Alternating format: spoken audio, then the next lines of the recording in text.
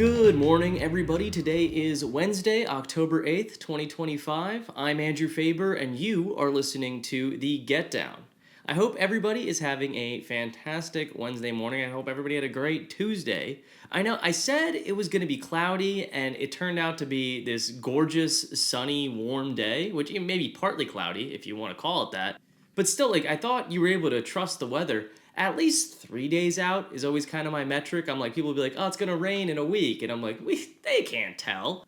We got 3 days, you could kind of tell. But apparently they don't even have a day anymore. That's just goes to show. Maybe it's the shutdown. I don't know. Is weather.com private? do we have a national? We have a national weather service.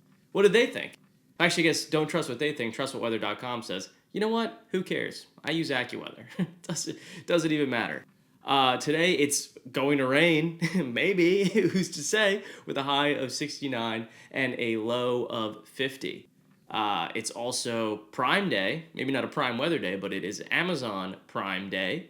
And, I feel like with all these days, I'm never in the market for whatever they have deals on. Like, it just seems like all these, household things, which it just works in, a suburban setting. But, as a guy who lives on my own in an apartment, I'm not looking for a new OLED TV or new workout supplies or whatever I see they have deals on, you're not going to want to miss this, get this new iPad. Well, I guess I could be in the market for an iPad, and Prime Day is the perfect time to get it. Not sponsored. Not sponsored, just riffing. But I get choice paralysis where there's all these different lists where Prime Days today, here's what you need to know, here are our best deals, whatever it is, that's how they write the headlines. And you go into Wirecutter or Wired or CNET, I don't even know if they're still around, but any of those articles, they're just listing all these different types of different categories of lifestyle, of cuisine. I got a Dutch oven, I got a cast iron, I'm good to go.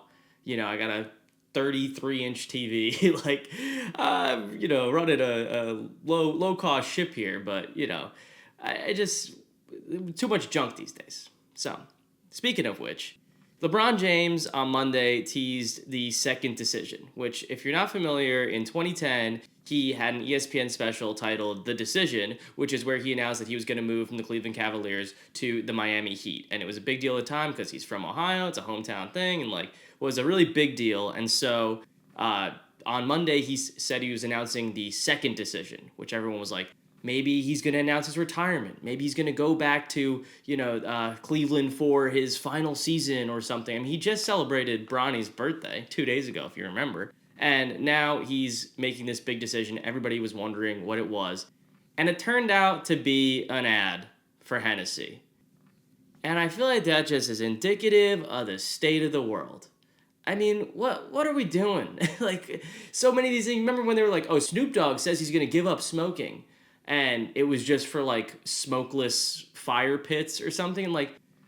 Is there anything you guys don't want to sell, man? Just you have these iconic moments and iconic things, and you decide to trash them away because LVMH is gonna give you a bag, and not even a Louis Vuitton bag, a money bag, and so I just think just pack it up and move on. Have your iconic moments, do it separately. Just do an ad for them. You don't need to tarnish something that was already cool for your new thing. At least in my opinion. I feel like that goes for franchises. There's enough creativity in this world to go around that we can have new things. You don't need to redo a franchise and have modern ones where they did it Beavis and Butthead, King of the Hill, just anything where there's a large gap and then they do a second one. I feel like Ghostbusters kind of did that. We don't need to revitalize these franchises. They are iconic in their own ways, and we should be giving a voice to, and that's why I'm announcing Fruit High. No, you know what I mean. Just there's enough creativity in the world that we should just let iconic things be iconic. That's what I want to say. Moving on to celebrity birthdays, my buddy Micah has his birthday today. Happy birthday, Micah, friend of the program. Check out @RedBandAid on Instagram. I'm not 100% sure if he's still doing a lot of that art stuff, but if he's not, you could even go on there it's a digital museum and check out the stuff that he did do. It's primo things. He's a good guy. Chevy Chase, not a good guy, turns 82, but, he was good for a time. He just became mean in his older years, which is how things happen. But 82, Chevy Chase, people are getting older, man. It just gives me goosebumps. Speaking of which, R.L. Stein turns 82, which means he was also born in 1943. Matt Damon turns 55, which means he was Jason Bourne in The Bourne Identity. Bruno Mars was born in Hawaii, and he also turns 40 today. And that's another one where you're like, 40, Bruno Mars. It's like, you remember him as like this pop star. I was talking to someone the other day where I'm like, when is the first time we're going to see, you're going to be with your kids and Justin Bieber comes on stage at the Grammys and you're like, oh my God, he looks so old. I feel like Justin Bieber is going to be the first one of those where you're like, wow, he's old. Sigourney Weaver turned 76. Not too old. 76 is the new, 50. And I loved her work in Holes. I love Holes as a movie. I think it's iconic. And I'm excited to see her work in the third Avatar movie, which it's coming out in December. And I feel like I have not seen a trailer. I have not heard much on it for anything for being one of the Avatar movies, for being so big as they are. I'm looking forward to it, but just feel like I haven't heard much about it. Then in national days, it is National Fluffernutter Day, which I grew up eating fluffernutters sometimes. I just talk about how my mom's a nutritionist. I'm saying I grew up on fluffernutters. But I believe New England likes to lay claim to the fluffernutter, it's a delicious sandwich. If you get yourself some marshmallow fluff, try it out. Which actually, fluff is one of the things in like international grocery stores. Like if you go overseas, they will always carry that in the American section where it's not super prevalent around here, but you'll see it over there because they're like, oh my God, they love this like super sweet marshmallowy thing. So that's kind of interesting. The South also has a fluffernutter, which includes Duke's mayo, as opposed to the fluff, which I know sounds disgusting, peanut butter and mayonnaise with a little bit of cinnamon on it. But I actually tried it in a reaction video, and it wasn't too bad. Because Duke's mayo is kind of a sweet mayo, but I know that people are going to get turned off by that idea regardless.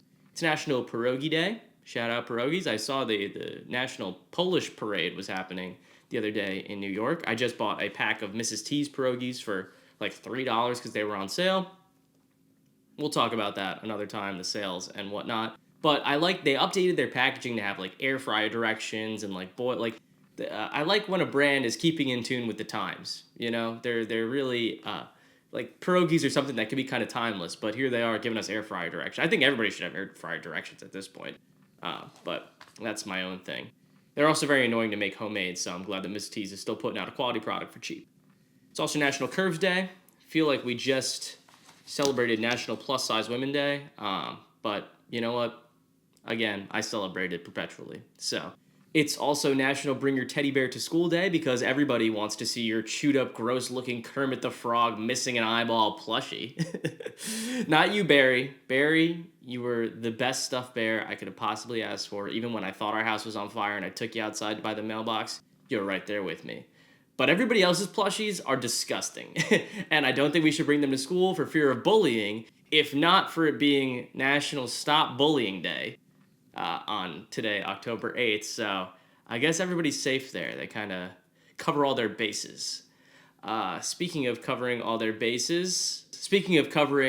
of our bases, on this day in 1871, the Great Chicago Fire happened. So they were not covering their bases when that happened. I wish I remember the story. I'm pretty sure the cow tipping over the flame is like an apocryphal story. Not sure if that's the right word. That was just made in like a cartoon, and that is what got popular. I took a boat tour where they talked about it, and honestly, I dozed off. I was just taking pictures of every building on the Chicago River. Now, to cover our other bases, we have the MLB playoff picture, in which we have 4 series going on right now that are all a best of 5. In 3 of these 4 series, one team is winning 2-0, meaning they've won the first 2 games, meaning the opposing team will need to win 3 in a row to move on. Okay, that is happening in 3 of the 4. In one of them, the Detroit Tigers and the Mariners are tied at 1-1. And so I would like the Mariners to win. We will see how it goes. These are not updated. We'll see what happens at this point that you're listening to this. The Yankees may be out of playoff contention already. And wouldn't that just be such a shame? Damn Yankees. I have taken up enough of your busy, busy day, your busy, busy morning whenever you are listening. So go on and do some good things. And as always, I'm Andrew Faber, and I hope you have a fantastic day.